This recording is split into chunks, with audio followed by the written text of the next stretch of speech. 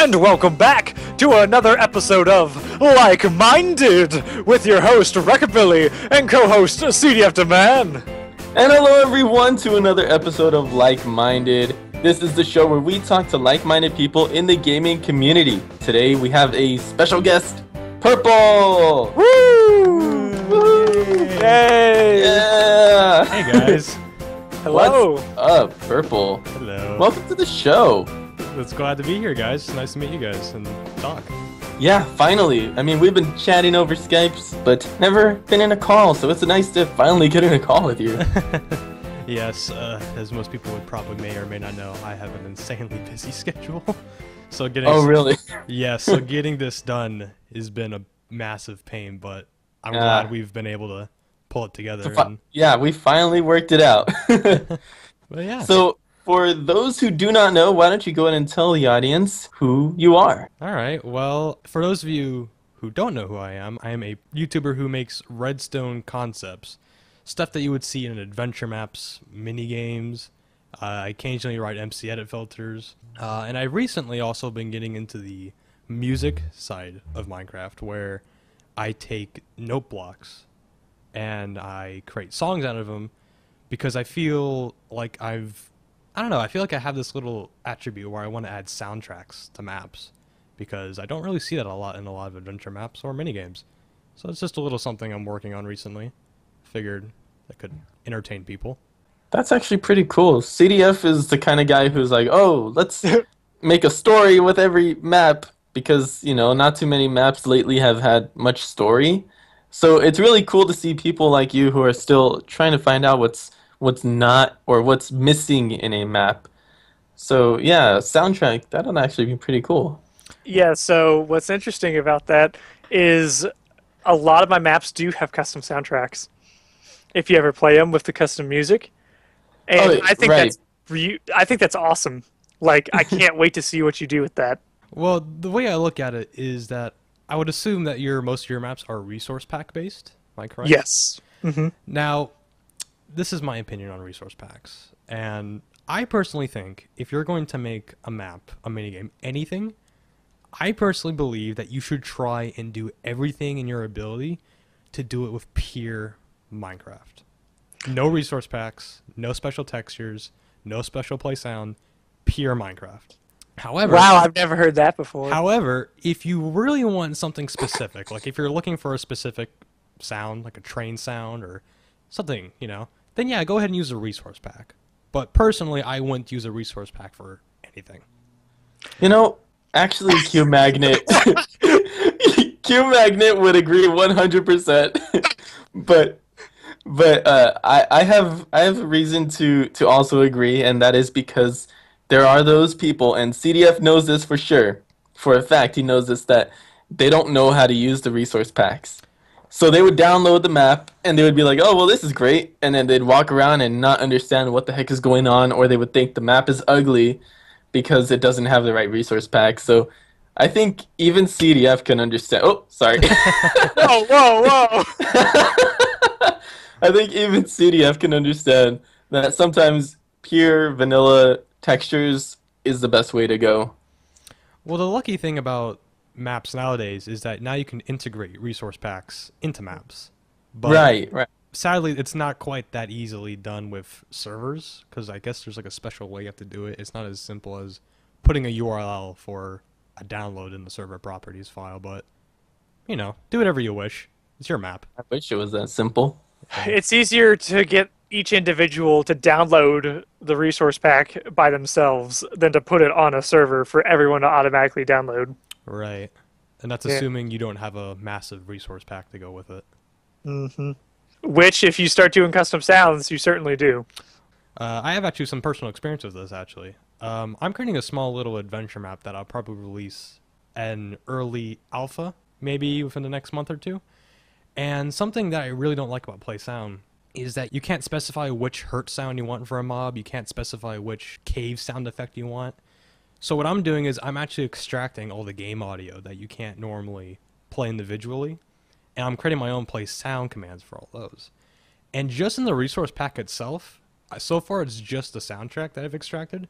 it's 54 megabytes. Wow. It's certainly going to be a high-sized resource pack when I'm done with it, but Yeah. the goal of it is basically to simplify being able to target particular sounds in the game.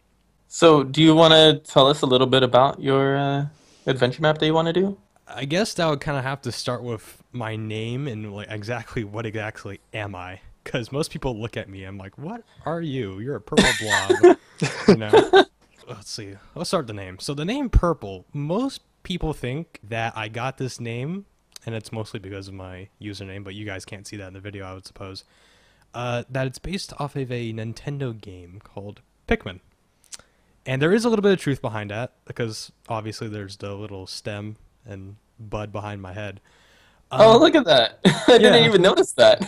Right. Well, a lot of people think that's where I got the name, and there is some truth behind that. But what the truth really is that back in, let's see, late beta, I believe, I wanted to work on this crazy large adventure map that I wanted to do, but because Minecraft was so restricted in the beta days, and even in the early full versions of the game, there wasn't a whole lot of flexibility. And so I never could actually get the map done. And the name Purple originates from it because Purple is one of the main characters in the map. And the reason why I chose him as a name for my YouTube channel is because he's the character that I've put the most amount of detail into, in terms of character, personality, just a little bit of everything, his humor. And, you know, I've recently thought to myself, you know, Minecraft kind of has that capability I'm looking for. It's not perfect, but you know what? Let's give it a shot.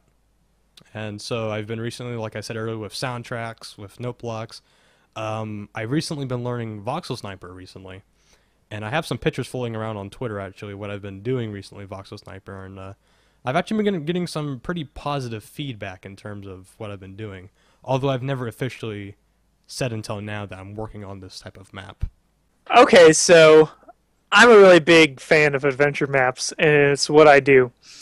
So, and I'll always love like looking at what other people do, and why they do certain things.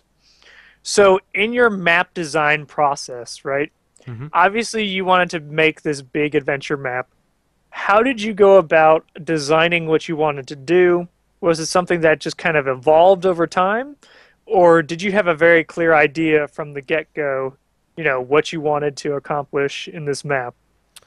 Well, in my map, most people tend to say, oh, I want to make a map, I want to make it a puzzle map, I want to have people puzzle it. I don't really have, there's no initial purpose behind the map.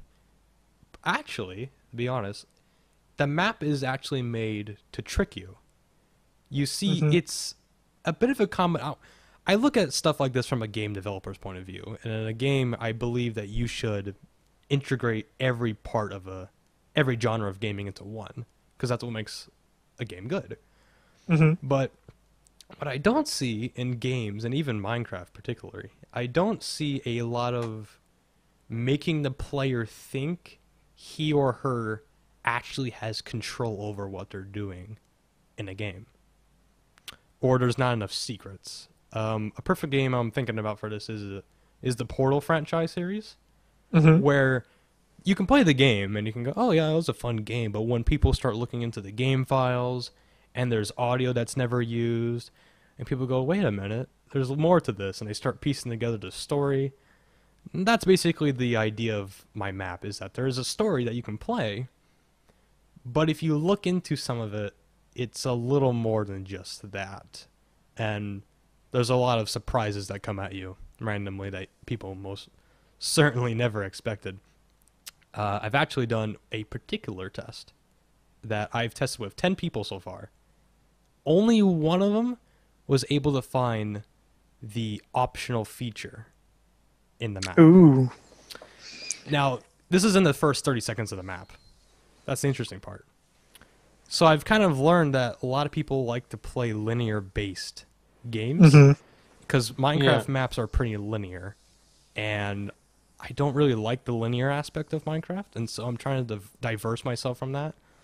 But I just figured, you know what?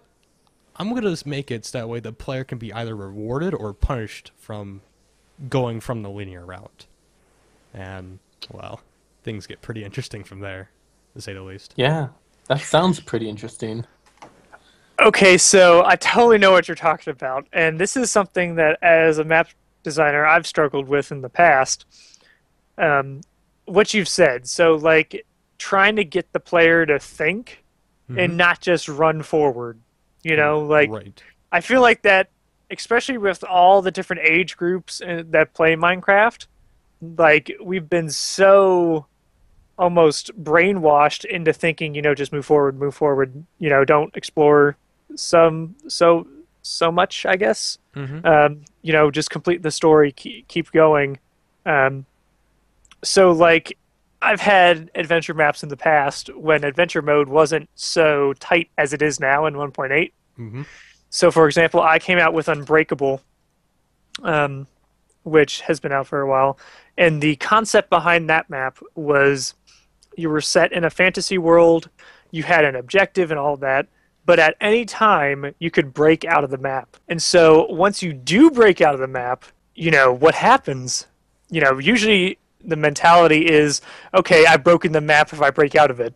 Like the map creator wasn't expecting that. Right. But in this one, it actually led to the ending that I wanted you to get. Oh. Like I actually accounted for that.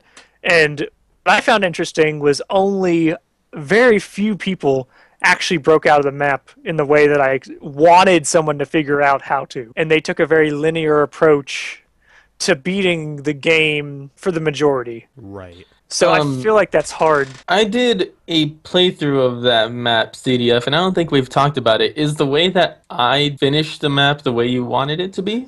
Yeah, so what's really funny about Recabilly's story. So basically, in the map, you can think of the map as a bowl, right? Mm-hmm. And there's an invisible wall on the Hold on. line. Spoiler alert. If you guys want to play the map, you guys can see it in the description. There's a download link. Otherwise, you can skip ahead. There will be a time slot at the top where we stop talking about what might happen in the map. Okay? Okay, yes, go play it if you haven't. But okay, so there's a bowl, right? And there's an invisible wall around the outer edge of the bowl, right? Mm-hmm. But in Adventure Mode 1.7, you could break multiple blocks, like carpet blocks, glass, all this stuff, and eventually you gain enough resources that you can climb over that invisible wall. And so now you're walking around the top of the mountain. You're just like, okay, I got to the edge. You look down and there's a black void. And at this point, Recabilly was trying to kill himself. He thought he did something wrong. He falls down and it ends up on a grid. So like, whoa, that's completely different than what he was expecting. Custom music plays and then he gets teleported away, so stuff like that. I was tripping out. I just landed. Music started playing. It started showing credits, and I'm like, "What is going on?" Or not even credits. It was took you to the other room, but I was just freaking out. Okay. So I I get like what... those maps. Okay. Well, see, what you're talking about is what most people who do diverse do. I'm kind of taking it to the more of an extreme level. So, Ooh. a little spoiler. So in the map, at the very beginning of the map, it doesn't actually do anything with the story. What you do is you spawn, and you're in this kind of foresty grove area. Okay, very straightforward. There's a set path that you can follow. However, halfway going through the grove, there is a tree, and underneath that tree there is a skeleton skull. On top of the skeleton skull, there's an apple. If you eat the apple, you actually get thrown into limbo. And in limbo, you are blinded. Random text is thrown up at you in your face with the title command. And I have the end soundtrack from Minecraft playing in the background. Now, the effect I'm trying to create here is that people think, well, hold on a minute. I just found this. What is this supposed to mean? Well, the real reason, there is no purpose. That's the thing. Most people like things to be in games because they have a purpose. I'm here to show there can be a lot of weird things that have absolutely no purpose to them whatsoever. And Agreed. Right. And in Limbo, if you're blinded, there's the music, and you start walking through it, it gets weirder and weirder until you get to the portal at the very end of it. And then the actual map starts playing. Because the first part, that actually wasn't the map. It was a test. Mm-hmm. That test is what's going to set maps apart from being diverse and being linear. Just that pure example, where it's not affected by the map whatsoever what you do. It's just something to keep you on your toes. And see, what's really interesting about that is as you said, the majority of players would just run by that. Mm-hmm. They'd be like, "Oh, there's a skull, there's an apple, okay." They might put it in their inventory, but they won't really, eat it or do anything with it at that time.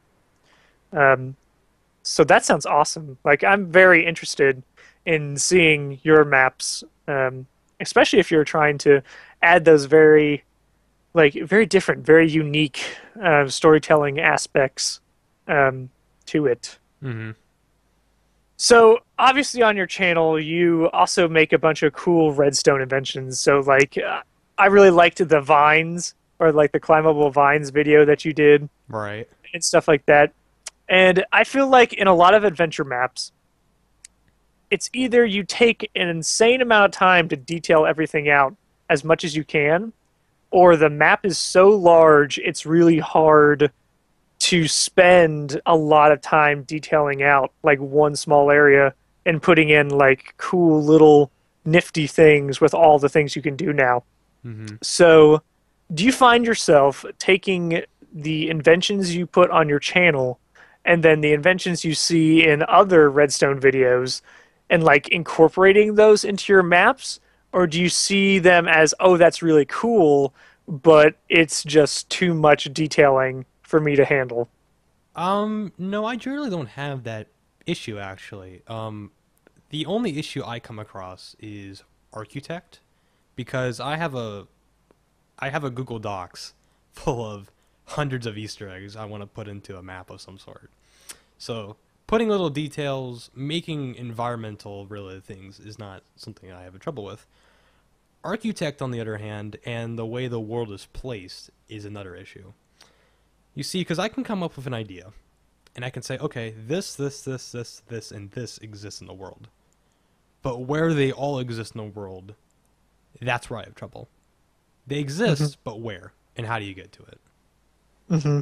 That's really the only issue I come across. And you had said something about incorporating other YouTubers' contraptions into adventure maps.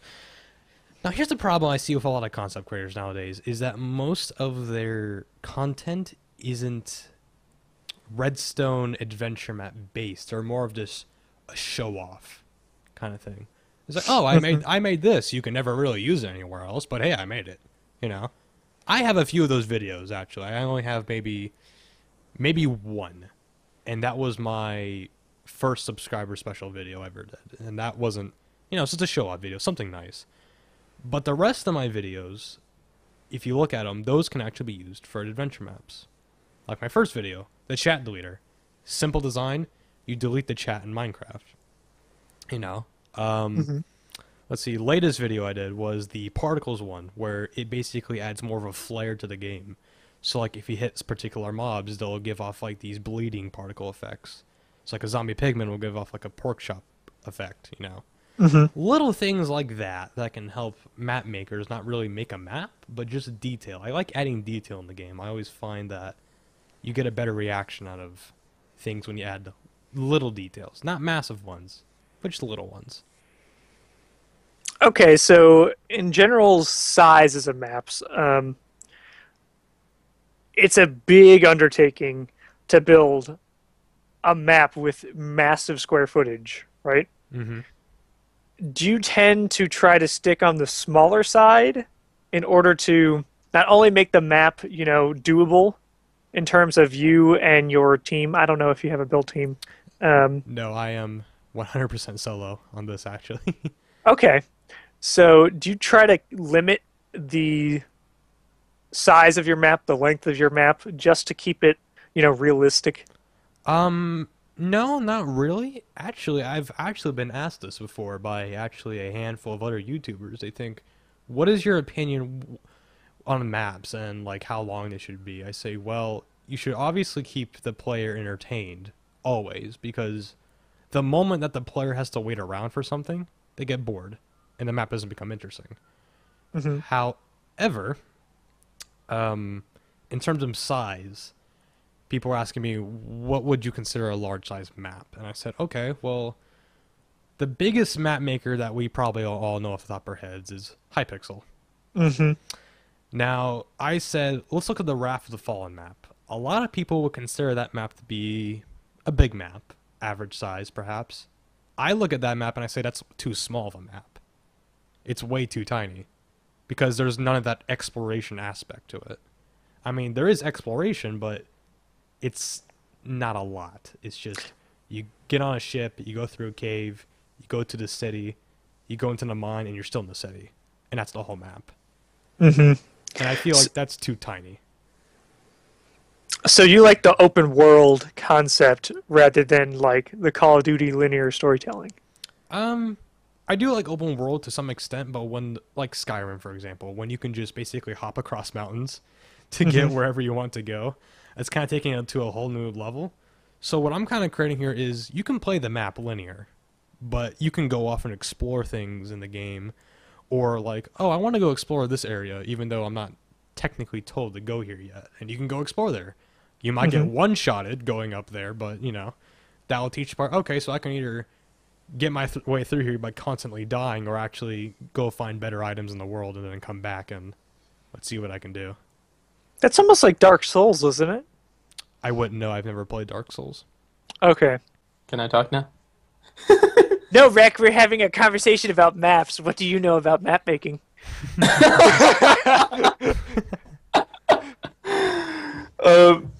Okay. Heart in a way, really.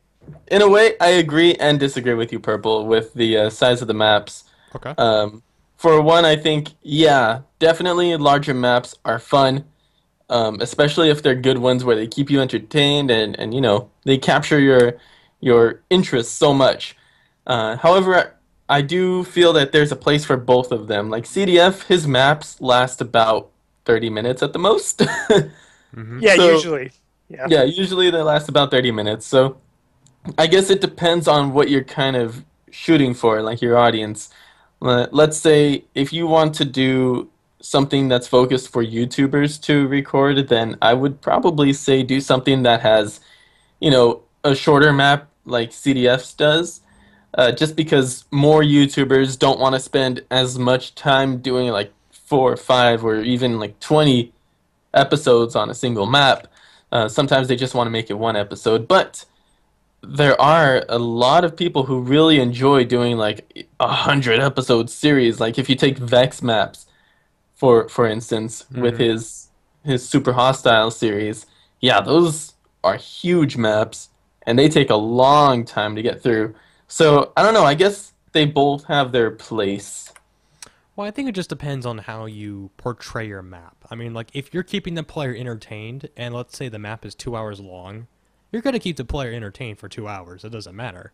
You know, if a YouTuber's entertained, they're going to play it for 2 hours. And if they're entertained, their audience is also entertained. So, it doesn't really matter the length of the map. It just matters, is the player entertained? Is the player not standing still? And that's probably something we should also get into. Is that there are a lot of maps that basically they have you wait to do something. Like, for example, let's say you're fighting a boss. And, oh, I need to wait 30 seconds for him to open up his weak spot for me to attack him.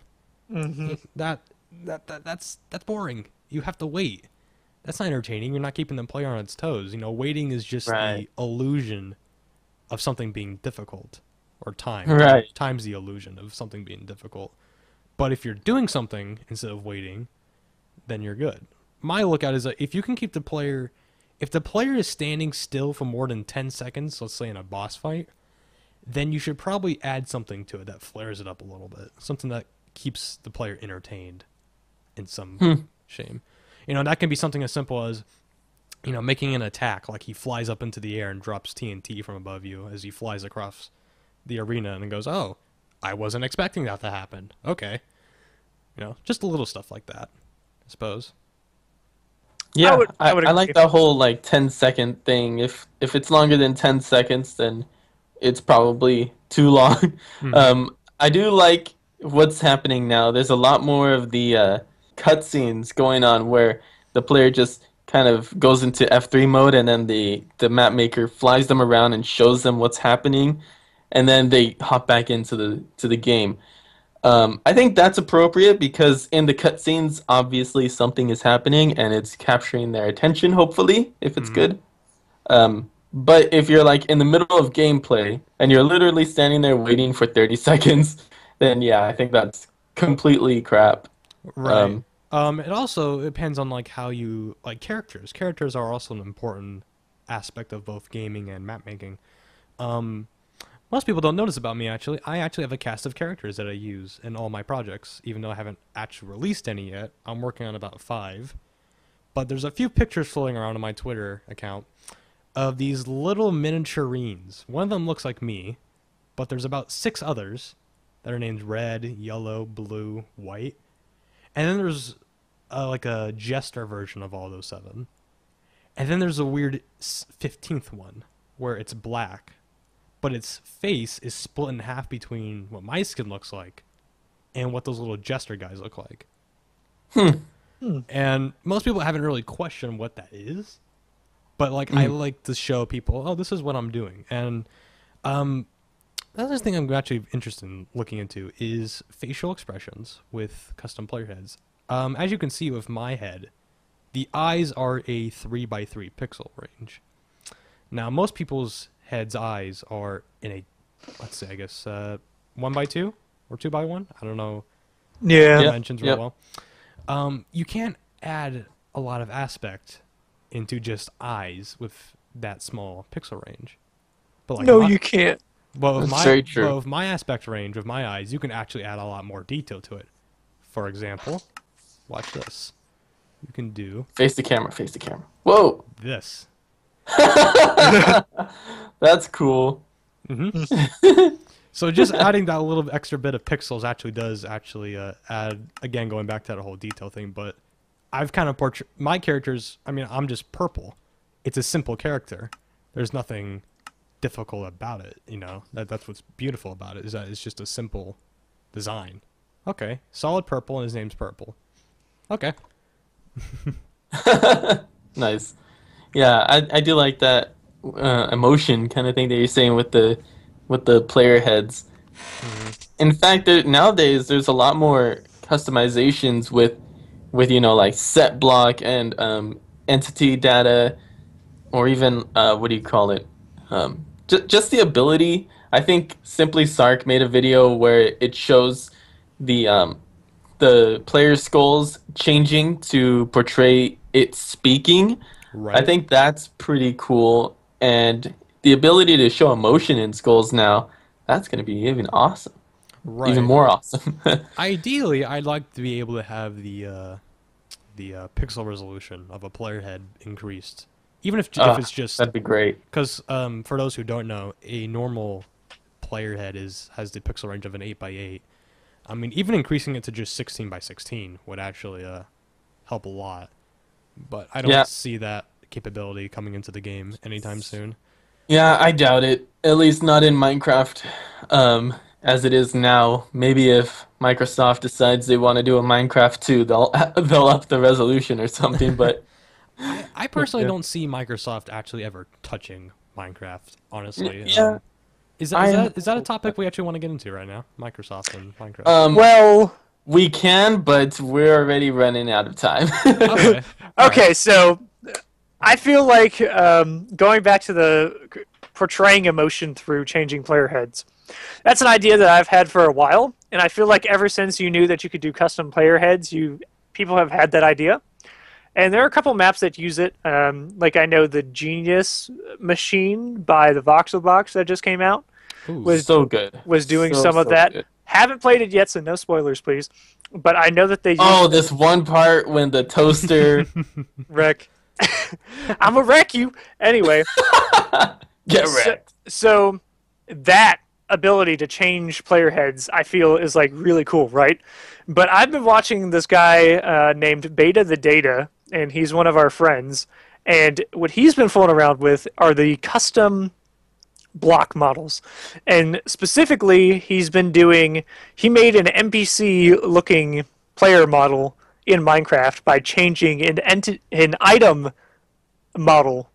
So basically, he made NPC characters that walk around, custom skins, all this craziness. He made a airplane, like a miniature airplane thing by doing this. Mm-hmm. And I feel like the next big step in map design is going to be going crazy with the custom block models.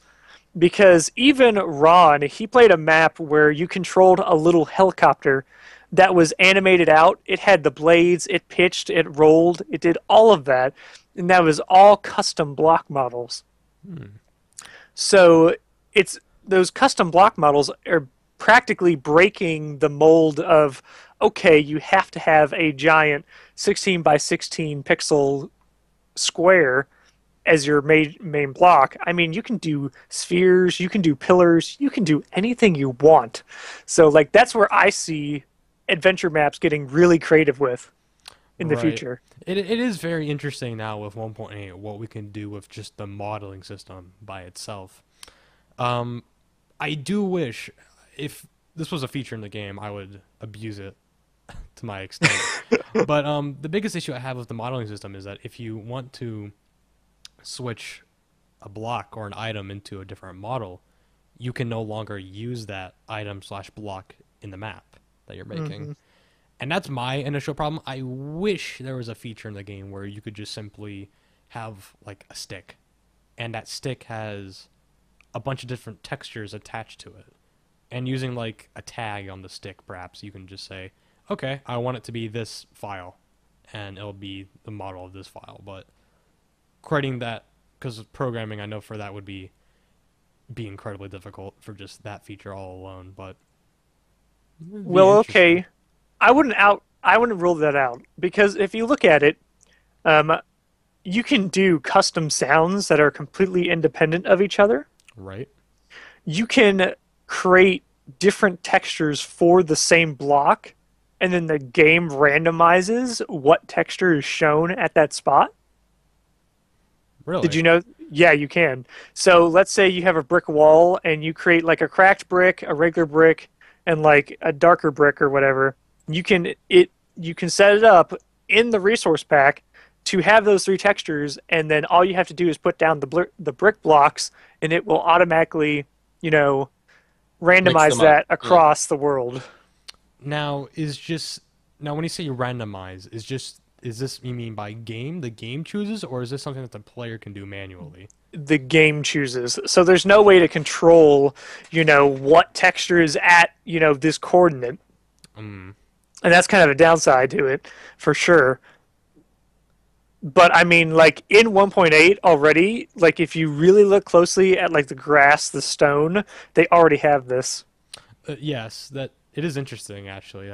You can, it's just little details like that you just miss, and you go, oh wait, it's actually in there. Yeah, actually, that's a really cool thing that I think what your idea of the like having the stick and then adding bits and pieces to it. Something like that might be possible in the future. I don't see why it wouldn't be, but I do think that it would be something that not everyone will be able to do. Kind of like the block models. I don't have a single clue how to change the block models, and I'm there with thousands of other people in the world who have no clue where to even start with that. But the rare people who are smart enough to know figure it out, they are the ones who should have the ability to do it, not everyone, Because it could be really intense on the games and the computers and all the maps that people might put out with it. So, yeah. Well, I mean, that's kind of how it worked with metadata when it first came out. When we first had command blocks that could summon mobs with custom information. At first, no one had a clue how to do any of it. And then some people who actually came together and was like, we should make generators for this kind of stuff. We should make filters for this kind of stuff. Eventually, this will eventually become something that everybody can access. Sadly, the only good program out there for this kind of block modeling, well, there's three. So there's one you can do by hand, which I'm pretty sure no one's going to want to do. There's another one that goes by the name of, let's see, what do we got here? Okay, well, I don't have it on me, but I believe it is called Ray's modeling system, it's actually coded in Java, and so it works on every. Can you stop punching our guest, Ray? You're a horrible host. I'm sorry. I don't know what comes over me. But it's written in Java, so it actually works on every programming language. But the best one to use is the one that's made by the guy who's made the Spax texture pack, Cubic Pro, I believe it's called. But that one's you have to pay money for that one, which, of course, knowing the world of how it is, no one wants to pay money for anything. So right. But with that program just by itself, I've actually seen a bits of what people have done with it. It's just absolutely crazy with what you can do with that program by itself in terms of modeling. But oh yeah, I'm definitely gonna have to check that out. Right. Alrighty, I think we are at the end of the episode. Is there anything else you want to go ahead and tell the peeps? I am not the only colorful person that exists. Purple people know me as Purple, but there's actually another person just like me, Yellow. There actually is a yellow person who exists. What? What? Yeah, people have actually kind of seen in my latest view of the Particles one, but I've never stated that this person actually exists. A lot of people think this is just a second account that I have. No, Yellow is actually a real person. I have yet to bring Yellow to the face of the world, but yeah, that's about it. Mind blown. Alrighty, folks. Thank you so much for watching Like Minded. If you want, feel free to let us know in the comments who you'd like to see in the next episode, and hey, we'll try to get them on here. Yeah. Okay, so, like at the end of every episode, Purple here has requested a purple flower for payment. Ooh. So there you go. Yay. Woohoo, the purple plants. Don't know what I'm gonna do with these, but alright. Yay! Their currency. Just hang on to them. I promise. You'll need them. Hold on, I'll get this back up. Hold on. We're good. Alright, thanks everyone for watching. Everything, the videos, programs, and stuff that we mentioned in today's episode, you can find those in the description. Please be sure to leave a like, comment, and subscribe, and we'll see you in the next one. And until next time, guys, we are out. Bye! Bye!